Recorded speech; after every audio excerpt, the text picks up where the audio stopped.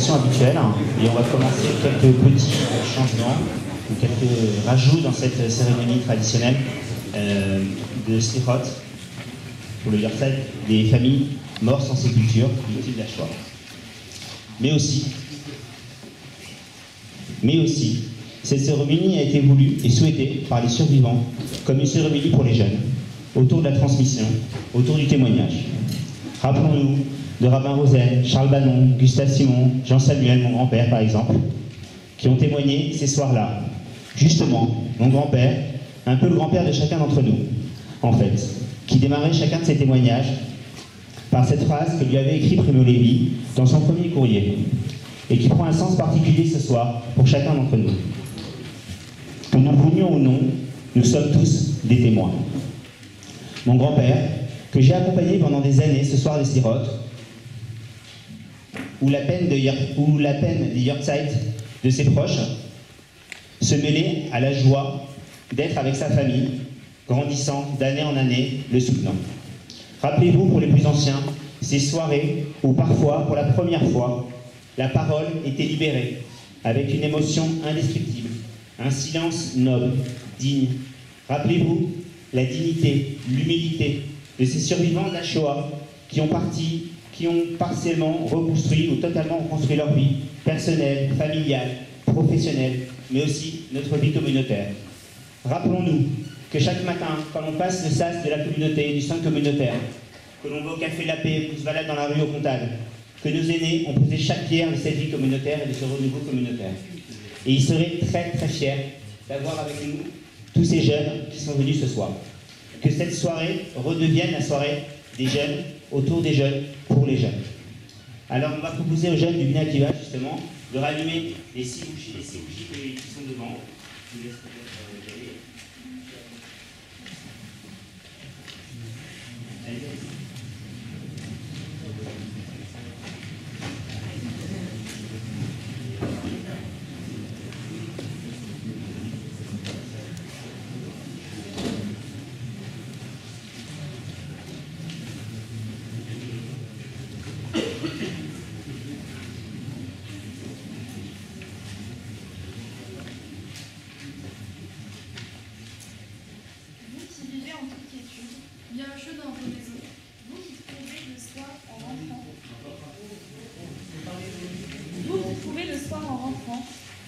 La table mise et des visages amis.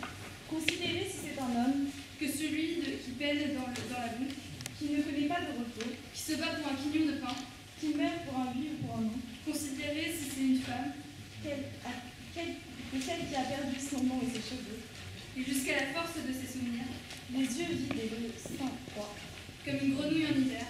N'oubliez pas que c'est la fille. Non, ne l'oubliez pas. Gravez ces mots dans votre cœur. Pensez-y chez vous dans la rue. En vous couchant, en vous levant, répétez-le à vos enfants. Ou que votre maison s'écroule, que la maladie vous accable, que vos enfants se détournent de vous.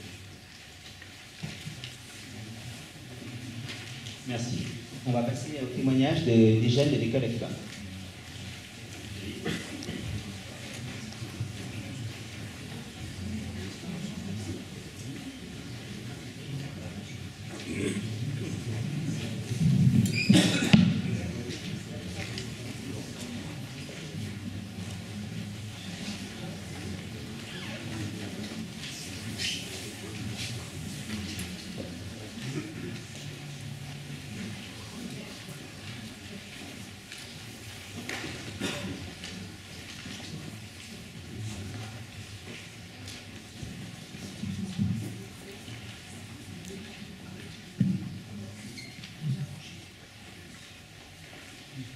En mai dernier, nous sommes allés en Pologne pour y voir les quelques traces restantes de l'immense destruction que fut le génocide des Juifs en Europe. Durant ce voyage, nous avons eu à maintes reprises l'occasion de visiter des camps de concentration, ainsi que quelques-uns des lieux majeurs de la vie juive polonaise d'avant-guerre. Au retour de Pologne, et plus précisément des camps d'extermination où se joua le drame qu'est la Shoah, une question mérite d'être posée. Pourquoi retourner sur ce qui est certainement le plus grand cimetière juif du monde, pour reprendre les mots de notre guide Jonathan? On peut répondre à cette question de la manière suivante. depuis plusieurs décennies, existent et subsistent malheureusement des théories négationnistes. Nous nous disons alors, il est tout naturel qu'en tant que futurs maillons de cette chaîne de transmission de la vérité, nous accomplissions notre devoir de mémoire envers tous ces millions de martyrs.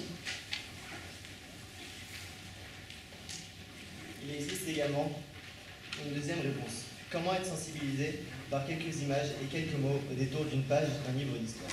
Comment comprendre ou même envisager le nombre de 6 millions de juifs assassinés? 6 millions. Au fil des années, le souvenir de la Shoah n'est plus qu'une succession de chiffres secs et vides de sens. Pour ce qui est de la désanimisation des victimes, ces statistiques n'ont rien à envier aux matricules attribuées par les nazis à Paris. En allant à Auschwitz, nous les avons rencontrés. Nous avons pu entrevoir l'immensité presque absurde de ce qui s'était passé. Ainsi, en allant s'imprégner de toute la vie des Juifs en Pologne, dans ce qu'ils ont traversé de meilleur ou de pire, nous faisons de leur histoire la nôtre, celle de tout un peuple. Et c'est seulement sur ces bases que nous pourrons reprendre le flambeau du peuple juif. De plus, nous pouvons peut-être dans une certaine mesure accomplir la fameuse injonction biblique, veiller à ça les desseins, et tu raconteras à ton fils.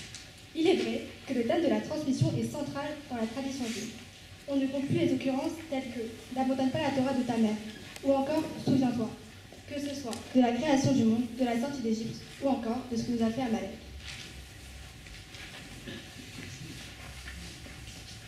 Pour que cette transmission soit exacte, pour respecter cette mémoire que l'on cherche à perpétuer, nous devons être capables d'affirmer des vérités sans les atténuer. Et pour cela, il nous faut avoir affronté ces vérités.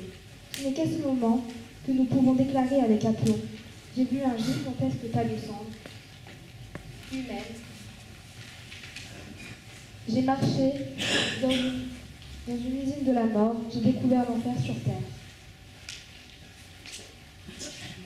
Cependant, est-ce là l'essentiel de ce voyage? Nous avons répondu à la question de départ. Nous allons en Pologne, à Auschwitz, à Majdanek, pour se souvenir. Mais de quoi? Quels souvenirs écartés et quels souvenirs conservés? Il semblerait que la souffrance, la douleur et les larmes ne sont plus les plus importantes. En effet, regardez nos visages, tous nos larmes ont séché depuis longtemps. Pourtant, le son de nos rires lors du moment passé ensemble résonne sans cesse dans nos têtes. C'est ainsi qu'il faut voir ce voyage de groupe en Pologne. Le lieu et les circonstances sont accessoires. C'est ce voyage accompli et mené ensemble qui est essentiel. C'est le groupe qui nous a aidés individuellement à affronter ce passé que beaucoup ont cherché à refouler. C'est en groupe que nous arriverons à construire le peuple juif du futur. Ki ish echad belev echad.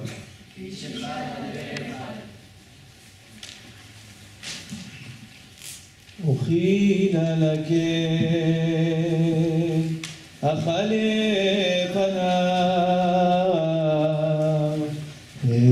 شلا بمنو من الأشور أخينا لك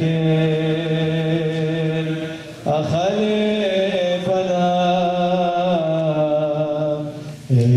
شلا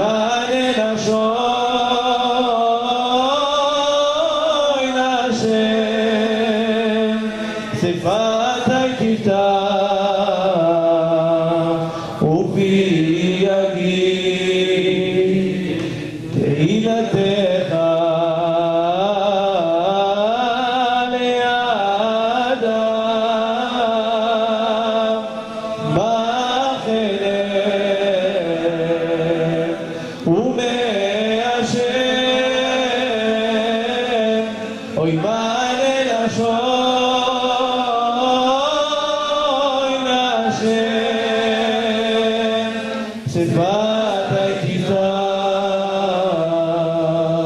כוחי אני תהילתך.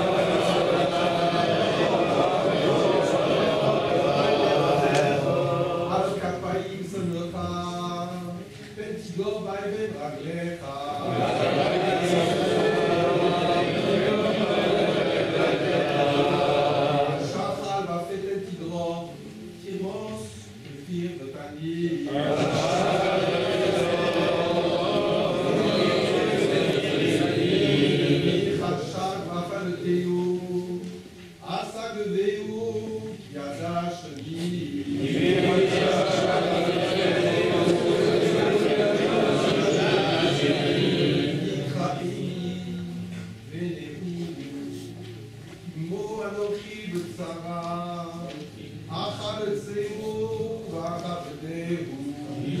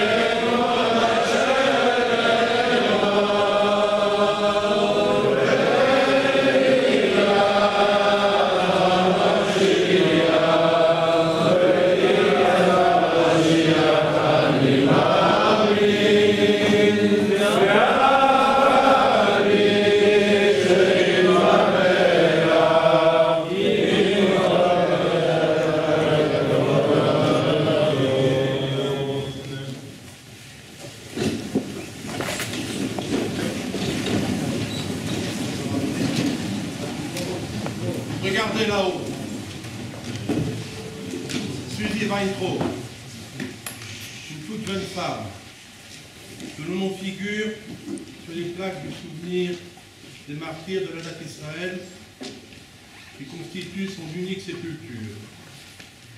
Permettez-moi de la faire revenir parmi nous ce soir quelques instants.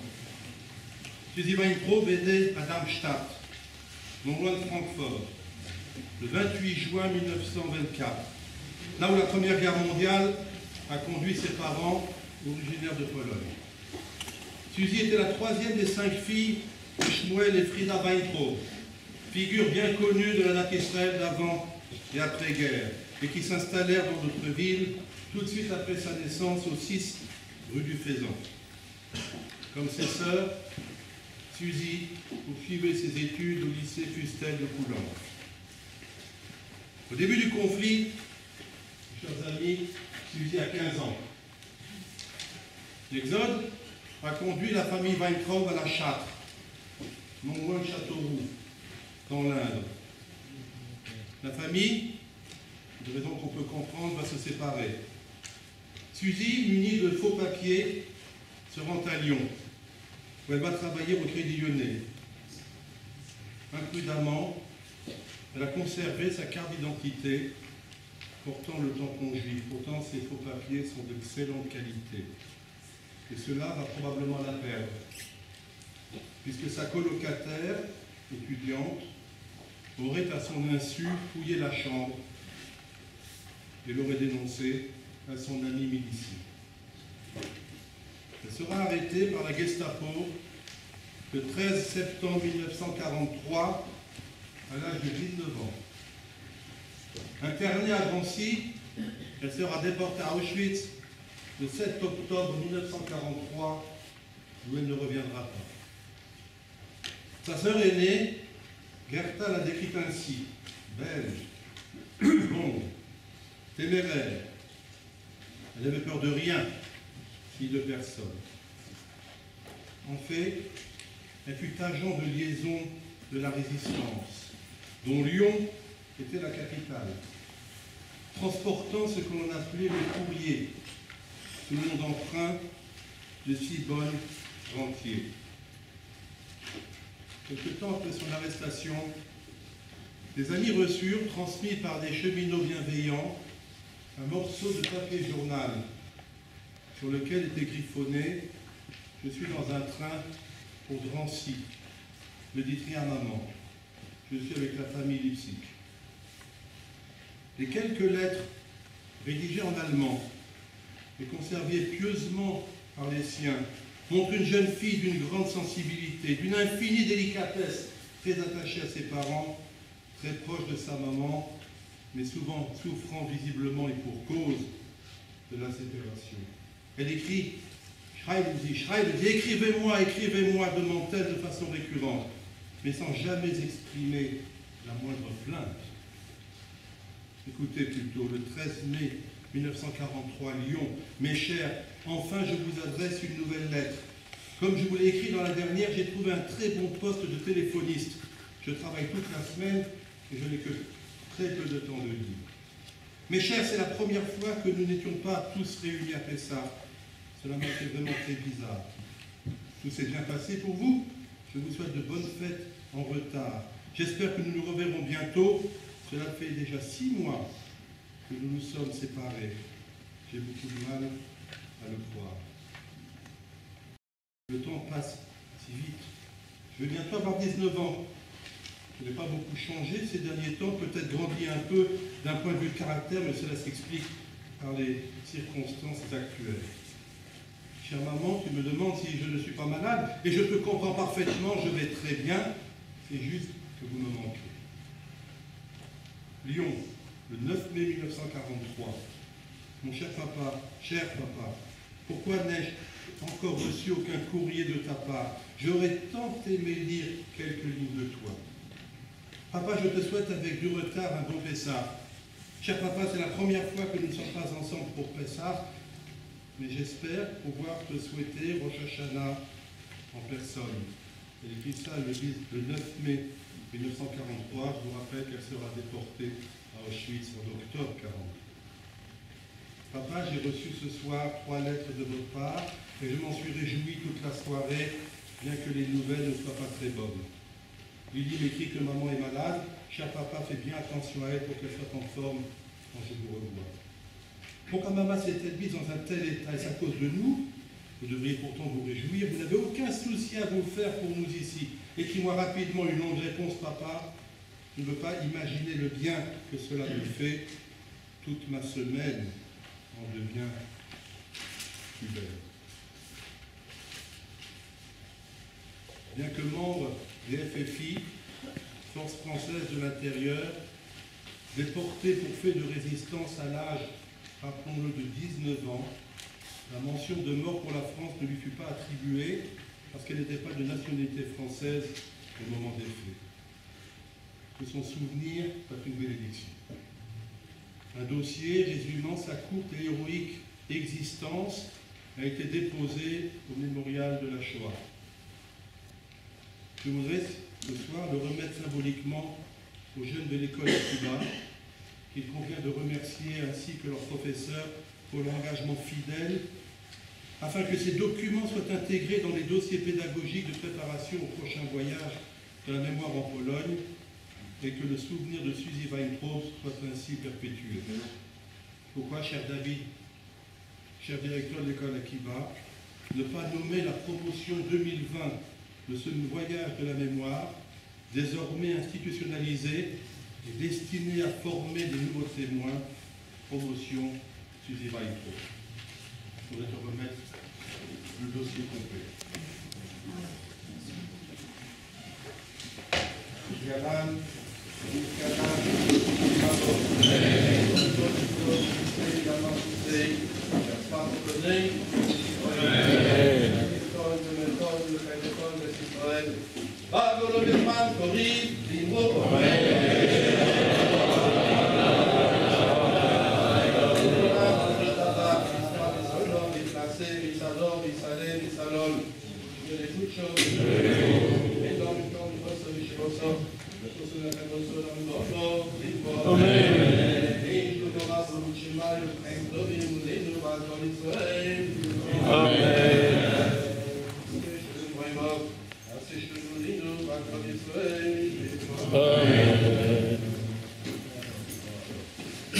Encore merci à l'école Akiba, aux